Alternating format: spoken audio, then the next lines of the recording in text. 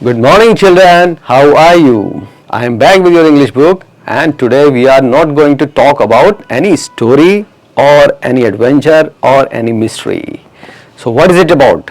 We are going to talk about the real problems of the real world.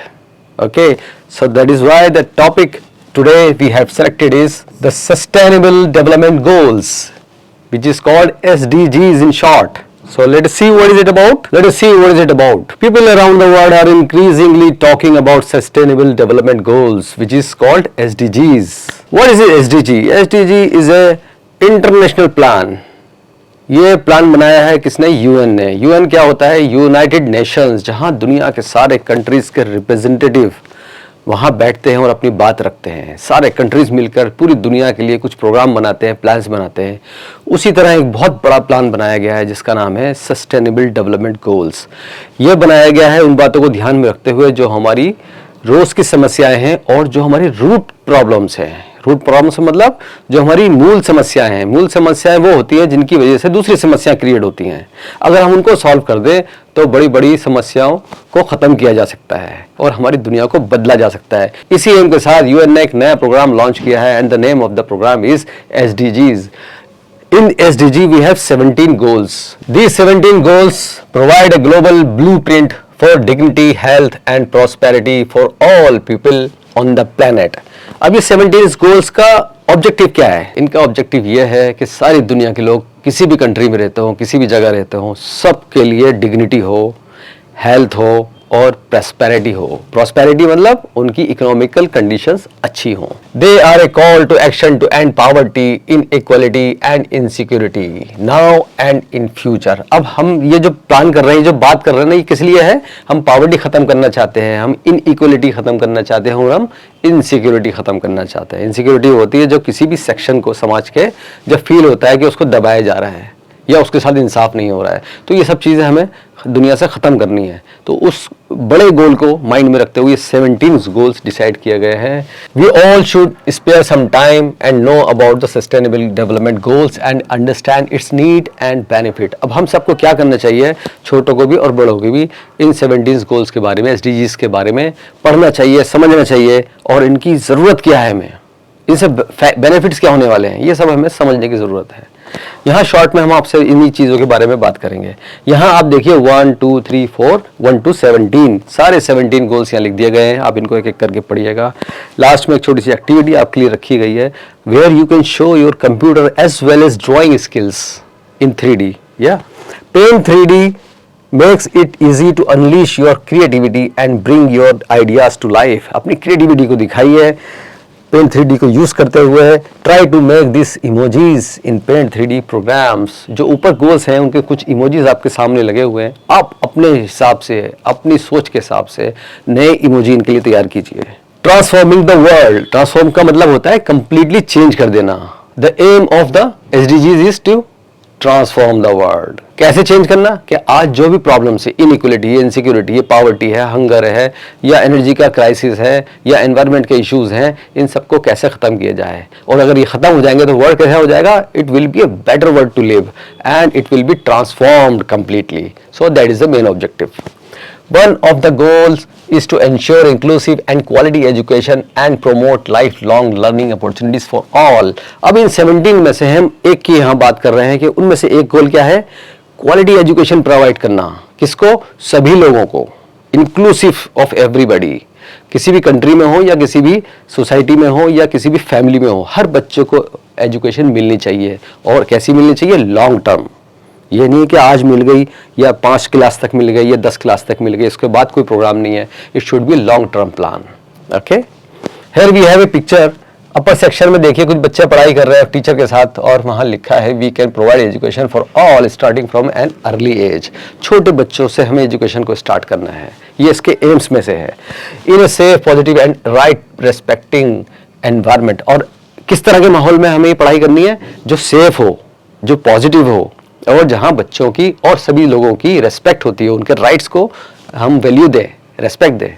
और हमारा कैसा होना चाहिए उसका लुकआउट एजुकेशन का?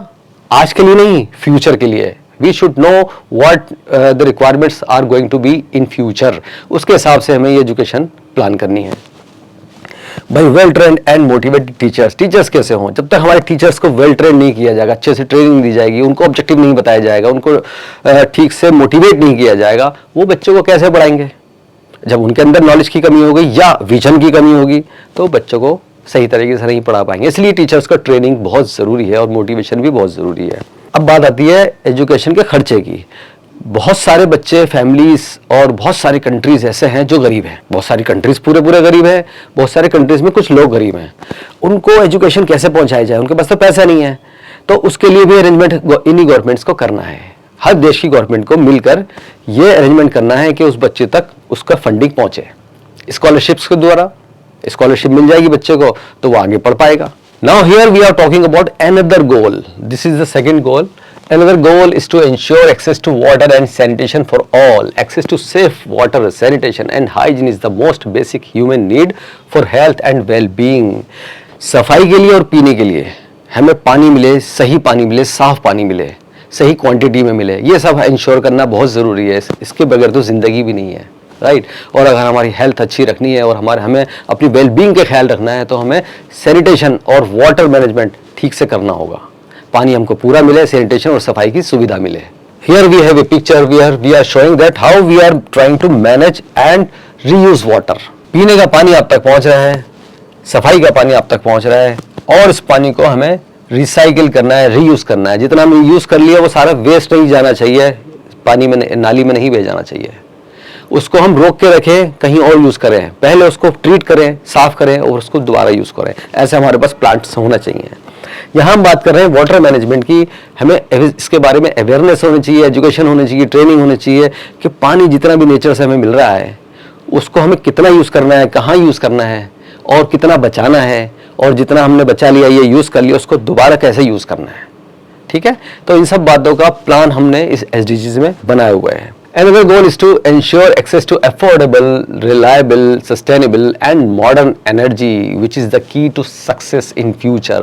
Now here we are talking about another SDG goal. लोगों को, दुनिया के सभी लोगों को एक ऐसी एनर्जी पहुंचनी चाहिए, मिलनी चाहिए जो कि सस्टेनेबल हो, मतलब लॉन्ग टर्म हो। ये नहीं कि आज है, 5 साल बाद, 10 साल बाद वो ख़त्म हो गई। रिलायबल हो, ऐसा नहीं है कि हम कुछ एरिया में यूज़ कर पाएँ, कुछ में ना यूज़ कर पाएँ उसको, या उसको एरेटिक हो, कभी आ रही है, कभी नहीं आ रही है, कभी उसके फ्लक्चुएशन हो रहे हैं। ऐसा नहीं होना चाहिए और अफोर्डेबल होना चाहिए। ये अफोर्डेबल होना इसलिए ज़रूरी है कि अगर महंगी होगी तो सभी लोग इसको यूज़ नहीं कर पाएंगे। अब इसका कंपैरिजन हम यहाँ कैसे कर सकते हैं? यहाँ 2 तरह की एनर्जीज हम यूज़ करते हैं। एक तो है ट्रेडिशनल एनर्जी और एक है मॉडर्न एनर्जी। ट्रेडिशनल एनर्जी आपको पता है, कोयला और पेट्रोल जैसी चीज़ें हम जब यूज़ करते हैं, उसको बर्न करते हैं तो ट्रेडिशनल एनर्जी हमें मिलती है। लेकिन अगर हम मॉडर्न एनर्जी की बात करें तो उसमें आते हैं वाटर, उसमें आता है विंड, उसमें आता है सन। इन चीज़ों से अगर हम एनर्जी ले पाएँ तो ये कभी ख़त्म नहीं होंगी। सन की एनर्जी कभी ख़त्म नहीं होगी, जब तक दुनिया रहेगी, जब तक तो रहेगी ना, ऐसी वाटर की और विंड की रहेगी। इनको यूज़ करके, अब इसमें एक और फ़ायदा है, ये क्लीन होते हैं, इसमें पॉल्यूशन नहीं होता। ये पहले से जो हमारे ट्रेडिशनल एनर्जीज़ हैं उससे सस्ती भी पड़ती हैं और ये सस्टेनेबल भी हैं। तो इन सब फायदों को देखते हुए हमें क्लीन एनर्जी, या जिसको हम मॉडर्न एनर्जी भी कहते हैं, उसको प्रमोट करना है, उसको डेवलप करना है और सारी कंट्रीज़ में हर जगह उसको पहुंचाना है। Now in this section we have exercise. Number 1 question is, how many development goals have been decided? How many development goals have we spoken about, discussed about in the chapter? They were 17, right? What is the goal for on the list of SDGs? अगर आपने list देखी होगी तो आपने देखा होगा कि number 4 पे कौन सा SDG है। It was education, quality education for all. Number 3 is we should be space with water. हमें वाटर के साथ क्या करना चाहिए? हमें केयरलेस होना चाहिए, हमें रिस्पॉन्सिबल होना चाहिए, हमें रिस्पेक्टफुल होना चाहिए। ऑब्वियसली हमें रिस्पॉन्सिबल होना चाहिए और इसका सही यूज़ करना चाहिए। Everyone should be provided access to space energy. हर किसी तक एनर्जी पहुंचनी चाहिए। कौन सी एनर्जी पहुंचनी चाहिए?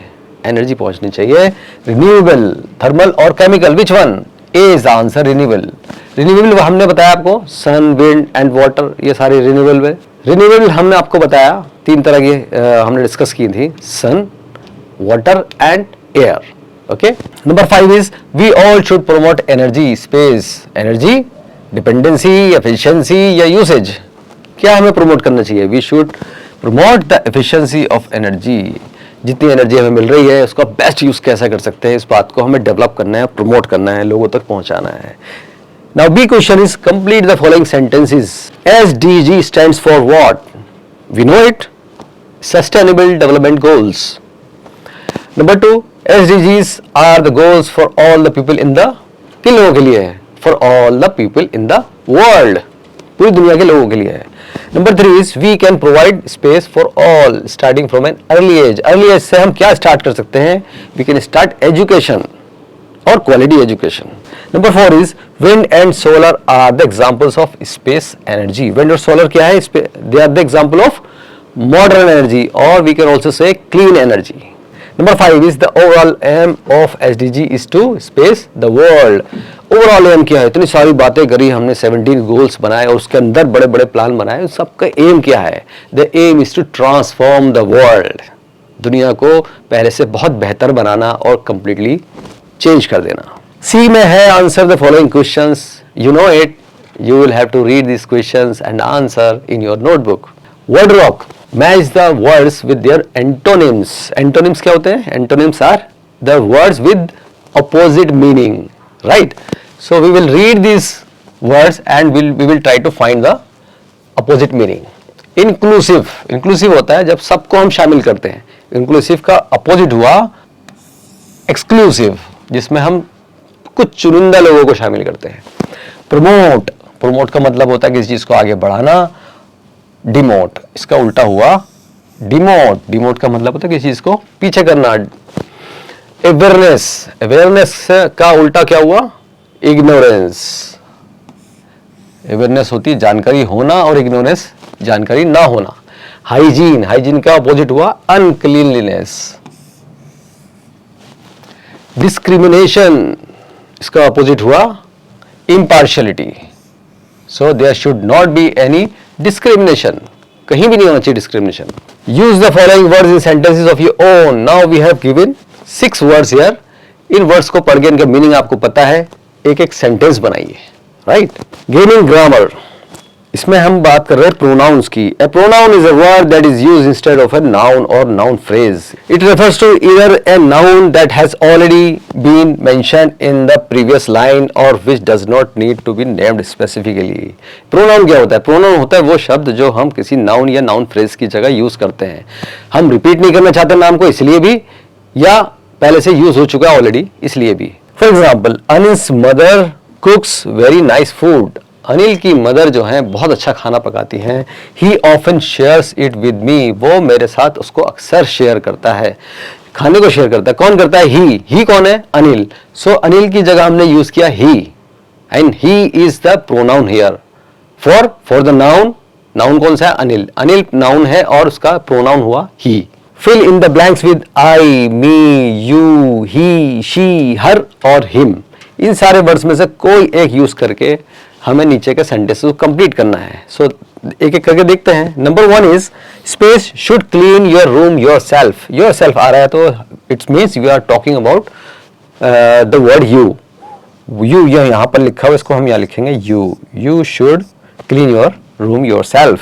Number 2 is space can run faster than. यहाँ दो लोगों में कंपैरिजन है कि कौन तेज भाग सकता है। इट कैन बी एनीथिंग, बहुत सारे वर्ड यूज होते हैं यहाँ। तो I can run faster than you can run faster than me, he can run faster than she can run faster than her.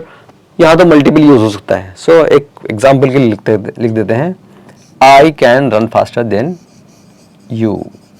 Number 3 is all study in the same school. All word आ गया तो इसका मतलब ये हो गया plural.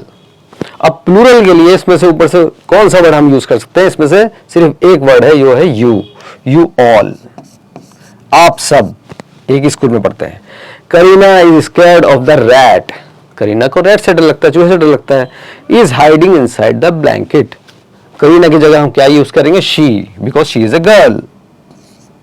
She is hiding inside the blanket. Number 5 is my parents love space very much. loves me, parents तो मुझे प्यार करेंगे, तो loves me very much। Now B question is tick the correct options। इसमें क्या है? Number 1 is my friend gave me mangoes। इसमें से हमें 1 2 3 4 ऑप्शन दिए हुए हैं, इनमें से कोई एक यूज करना है। Let us see which one is the best. My friend gave me mangoes were ripe. They were ripe. They use किया हमने mangoes के लिए. जो mangoes दिए वो पके हुए थे. Number 2 is all the students have completed space his, her, their, them work. अब all the students plural है तो यहाँ आएगा their.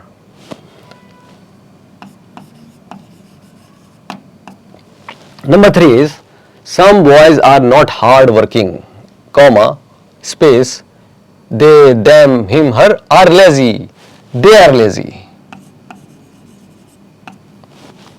I feel down and hurt. Themself, myself, himself, yourself. I feel down and hurt myself. Number 5 is the dog is barking at space ourself, themself, itself, yourself in the mirror. अब mirror में तो अपने ऊपर ही भौंकेगा ना, तो himself, itself आ जाएगा. Because it is a dog, तो हम यूज करेंगे itself. तो ये हमने एक्सरसाइज कंप्लीट कर ली. Now the next section is talk back. You were on leave yesterday. Suppose, imagine कीजिए, you were on leave yesterday. The teacher has assigned the announcement work to you for tomorrow's assembly. Teacher ने आपको अगले दिन की assembly के लिए आपके लिए कुछ काम रखा है. Collect the information about the assignment from your classmate over the telephone. Telephone करके, क्योंकि आप एब्सेंट थे आज, तो आप अपने दोस्त से टेलीफोन करके उस काम के बारे में, असाइनमेंट के बारे में पूरी इन्फॉर्मेशन लेंगे. Note everything down carefully and memorize the announcement to be made. सब कुछ आपको याद करना है, अच्छे से नोट करना है, फिर याद करना है और अनाउंसमेंट करनी है. ठीक है. राइटिंग हैंड में लिखता है you have understood the concept and aim of sustainable development goals. अब आप काफी कुछ समझ गए होंगे एसडीजीज के बारे में, इन गोल्स के बारे में. Write a letter to your cousin living in a different city explaining the same to him. आज आप लकी हैं कि आज आपको इनके बारे में इंफॉर्मेशन मिल गई. हो सकता है आपके कजिन को या किसी कजिन को ये इंफॉर्मेशन ना हो, तो एक लेटर लिखिए और अपने कजिन को इन एसडीजीज के बारे में बताइए. Punctuation. Rewrite the following sentence inserting the missing apostrophe. अब इसमें क्या करना है, सिंपल सेंटेंस हमारे एकदम कंप्लीट है, बस इसमें एक कमी है, कहीं कहीं अपॉस्ट्रोफी एस लगाना है, वो लगा हुआ नहीं है. Let us see where it should be. The schools playground needs more grass. Playground की बात कर रहे हैं. कौन सा प्लेग्राउंड?